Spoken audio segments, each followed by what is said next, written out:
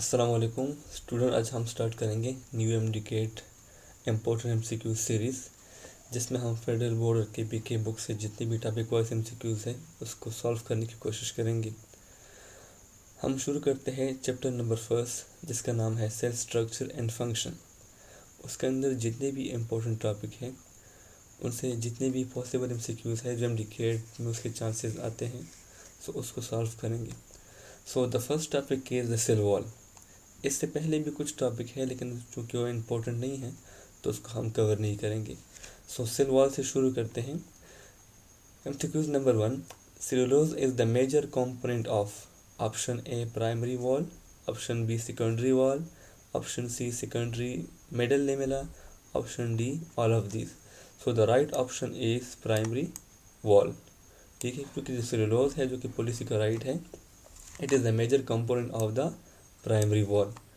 Now MCQs number 2, the outermost layer in a typical plant cell would be primary cell wall, secondary cell wall, middle lamella and cell surface.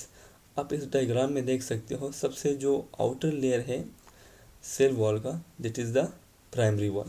So the right option is the primary wall. Now MCQs number 3, the plant cell wall is mainly composed of which of the following? Plant cell wall है और कौन से component से मिलकर बना है? Option A protein, option B starch, option C cellulose, option D lipids.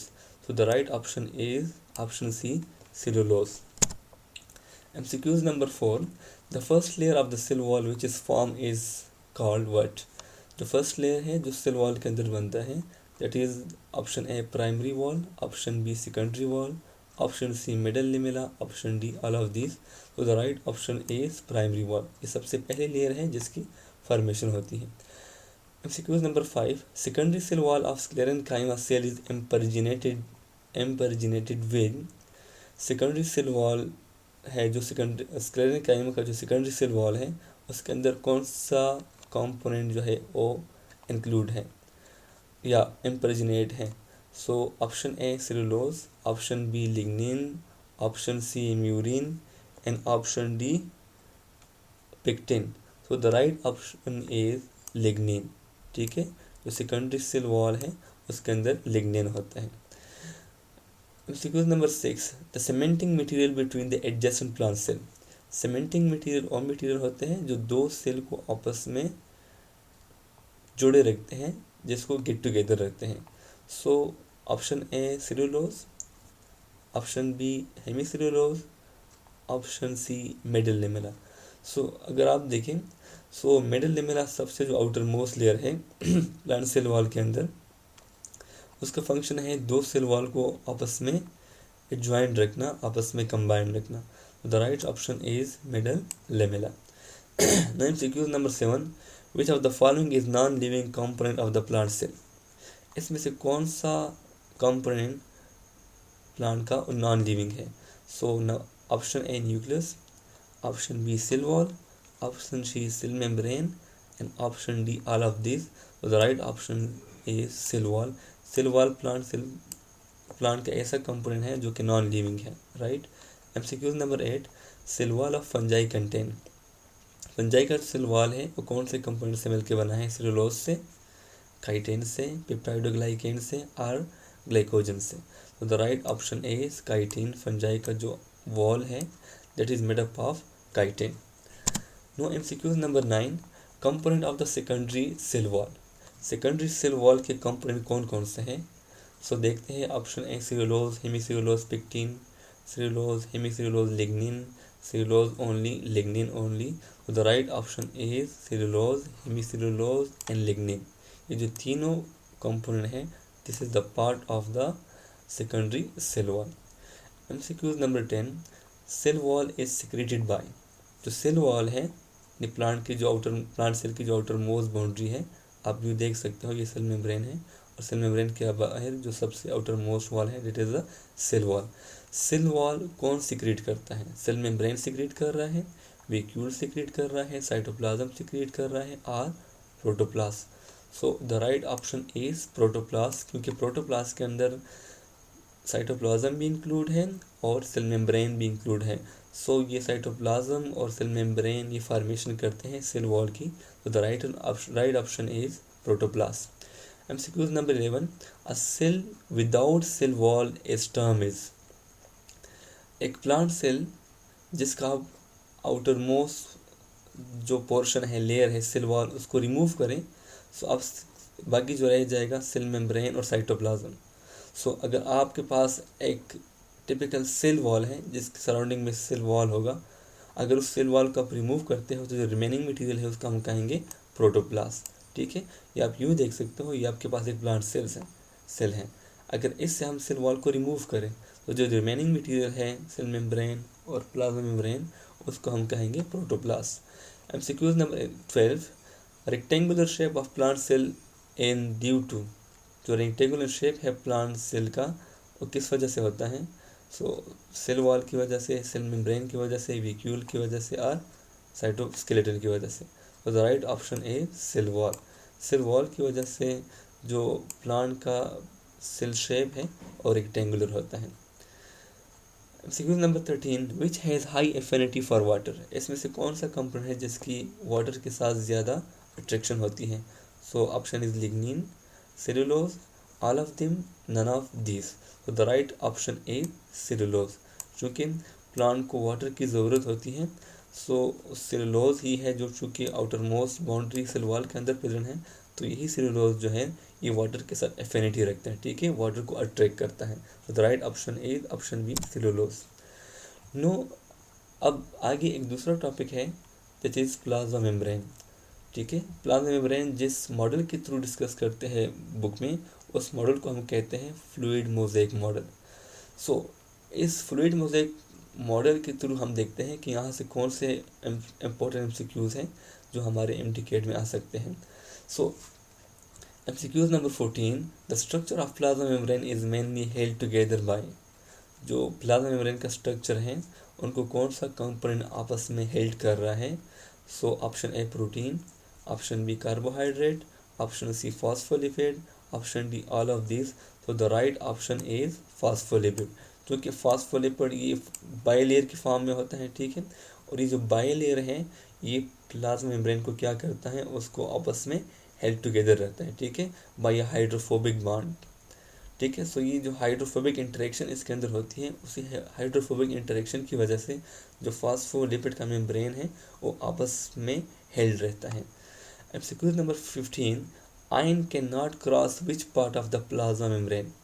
Ion जो होते हैं, जो चार्ज मॉलिक्यूल होते हैं, वो प्लाज्मा मेम्ब्रेन के किस पार्ट को पास नहीं करते? Option A pass phospholipid bilayer, option B channel protein, option C both A and B, and option D none of this.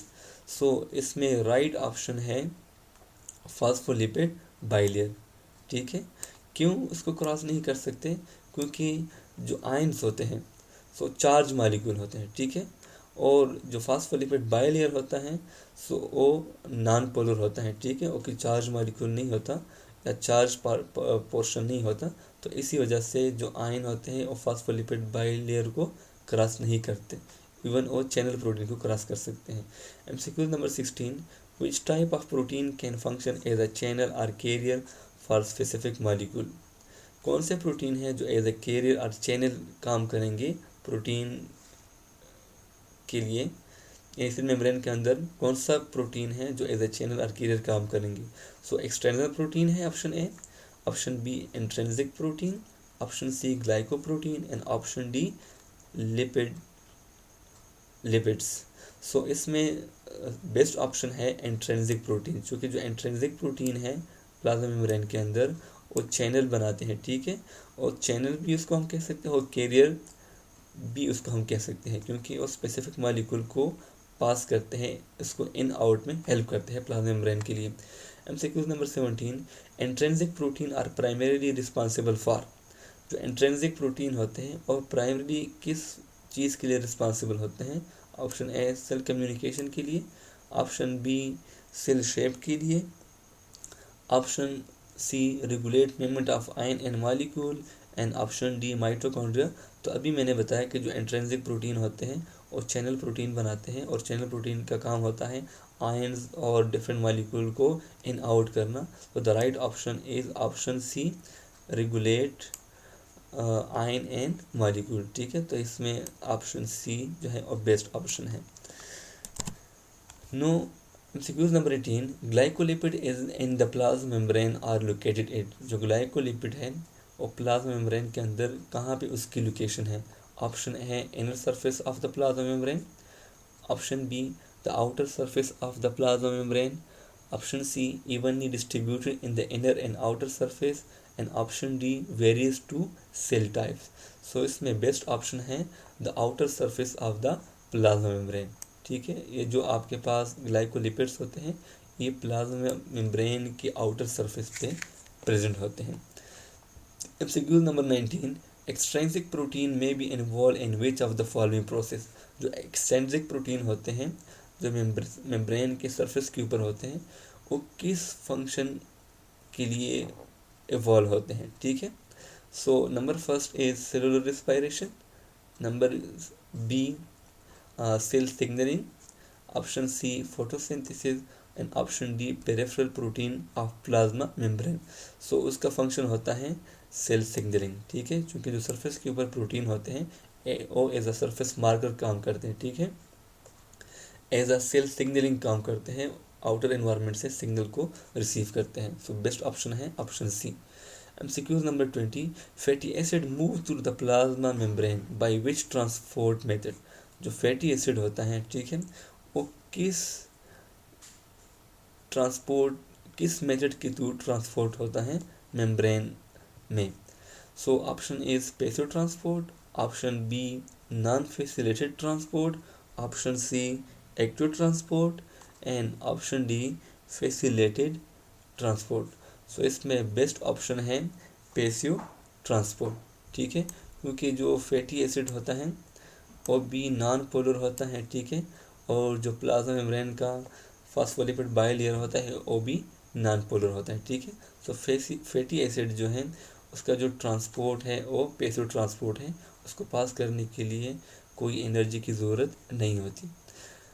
MCQ number 21, what percentage of protein is found in the cell membrane।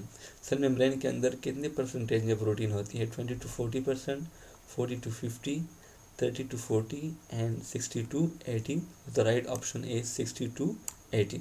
ठीक है, बाकी small amount में इसके अंदर carbohydrate होगा और साथ में जो बाकी पोर्शन होगा वो उसके अंदर लिपिड्स होगा।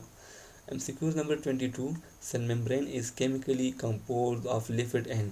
सेल मेम्ब्रेन केमिकली लिपिड और दूसरा किस चीज़ से बना होता है, प्रोटीन से, carbohydrate, both A and B, and none of this.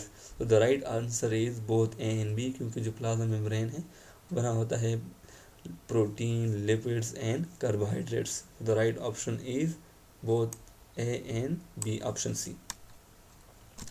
MCQ number 23, according to fluid mosaic model, the plasma membrane is composed of which of the following। Fluid mosaic model के according plasma जो fluid mosaic model के मुताबिक plasma membrane किस चीज़ से बना होता है, phospholipid से बना होता है, intrinsic protein, extrinsic protein, and D all of this. तो the right option is all of this, क्योंकि प्लाज्मा मेम्ब्रेन के अंदर फॉस्फोलिपिड भी होता है, प्रोटीन भी होते हैं, दो किस्म के इंट्रिंसिक भी होंगे, एक्सट्रिंसिक भी होंगे। ठीक है, तो option is all of these, option D the right option. MCQ number 24, distribution of intrinsic protein in the plasma membrane is. जो इंट्रिंसिक प्रोटीन की डिस्ट्रीब्यूशन है प्लाज्मा मेम्ब्रेन है में वो रैंडम है, सिमेट्रिकल है, एसिमेट्रिकल है, और नन ऑफ दीज है। So the right option is asymmetrical. ठीक है, वो एसिमेट्रिकल होता है। ठीक है, बोथ मेम्ब्रेन में उसकी जो पोजीशन होती है वो डिफरेंट होती है। ठीक है, नंबरिंग भी उसकी डिफरेंट होती है। So option is asymmetrical. MCQ number 25, protein for cell membrane are made by. Cell membrane के लिए जो प्रोटीन होते हैं उसके सरफेस के ऊपर जो प्रोटीन होता है, एक्सट्रिंसिक प्रोटीन, जो एम्बेडेड प्रोटीन होते हैं जिसको हम इंट्रिंसिक प्रोटीन होते हैं, सो उसकी फॉर्मेशन कौन करता है। So option A is rough endoplasmic reticulum, option B smooth endoplasmic reticulum, option C nucleus, option D mitochondria. So इसमें जो बेस्ट ऑप्शन है that is the rough endoplasmic reticulum, protein की जो फॉर्मेशन होती है सेल मेम्ब्रेन के लिए वो रफ एंडोप्लाज्मिक रेटिकुलम के अंदर होती है। MCQ number 26, the fluid mosaic model of plasma membrane propose that membrane are, according to fluid mosaic model के मुताबिक जो प्लाज्मा मेम्ब्रेन है वो सॉलिड है, सेमी सॉलिड है, फ्लूइड है और लिक्विड है। तो the right option a liquid है, फ्लूइड है। चूँकि हमने पढ़ा था कि जो मेम्ब्रेन का स्ट्रक्चर होता है और it is sea of lipid होता है जिसके अंदर प्रोटीन जो है फ्लोट करते हैं। तो the right option is C. MCQ number 27, which of the mode of cellular transport require energy, इसमें से कौन सा जो सेलुलर मोड है, ठीक है, उसको एनर्जी की रिक्वायरमेंट होती है। सो एक्टिव ट्रांसपोर्ट को एनर्जी की रिक्वायरमेंट होती है, पैसिव ट्रांसपोर्ट को होती है, ऑस्मोसिस को होती है और डिफ्यूजन को होती है। तो the right option is active transport, ठीक है। एक्टिव ट्रांसपोर्ट, जो भी मॉलिक्यूल एक्टिव ट्रांसपोर्ट करेगा through membrane pass in out होगा तो उसको एनर्जी की ज़रूरत होगी। तो the right option is A active transport. MCQ number 28, why phospholipid are major part of the lipid bilayer in plasma membrane. MCQs ये हैं कि जो फॉस्फोलिपिड है वो प्लाज्मा मेम्ब्रेन का मेजर कंपोनेंट क्यों है। So option A, they have a nitrogenous base in the head region. Option B, they have a fatty acid in the tail region. Option C, they are amphipathic in nature. Option D, they have a phosphate group in the head region. So इसका right option है option C, they are amphipathic in nature. क्यों इसको हम amphipathic कहेंगे कि इसके जो उसका हेड होता है वो पोलर होता है, ठीक है, चार्ज होता है, और जो उसकी टेल होती है जो कि फैटी एसिड से बनी होती है वो नॉन पोलर होती है। तो इसमें अगर आप देख लें तो इसमें हाइड्रोफिलिक रीजन भी होगा आपको जो कि वाटर अट्रैक्ट करता है, और इसका जो टेल है इसके अंदर हाइड्रोफोबिक, इसको हम कहते हैं हाइड्रोफोबिक रीजन भी इसके अंदर होगा जो वाटर को रिपेल करते हैं, ठीक है। So the right option is option C. MCQ number 29, carbon dioxide pass through plasma membrane of the cell. जो कार्बन डाइऑक्साइड होता है वो प्लाज्मा मेम्ब्रेन के थ्रू पास होता है एक्टिव ट्रांसपोर्ट के थ्रू, पैसिव ट्रांसपोर्ट के थ्रू, फैसिलिटेड डिफ्यूजन और पैसिव डिफ्यूजन। तो the right option is passive diffusion, क्योंकि जब कंसंट्रेशन ज़्यादा हो जाती है तो फिर और हायर कंसंट्रेशन से लोअर कंसंट्रेशन में डिफ्यूज़ आउट करता है, ठीक है। तो the right option is option D. Dear student, आज के लिए इतना काफ़ी है। इसके बाद नेक्स्ट जो भी टॉपिक आएंगे तो इंशाल्लाह उसके इम्पोर्टेंट MCQs जो कि MDCAT के लिए और अदर बोर्ड एग्ज़ाम के लिए ज़रूरी हैं, इंशाल्लाह उसको भी डिस्कस करेंगे। सो अल्लाह हाफिज़ फॉर नेक्स्ट लेक्चर।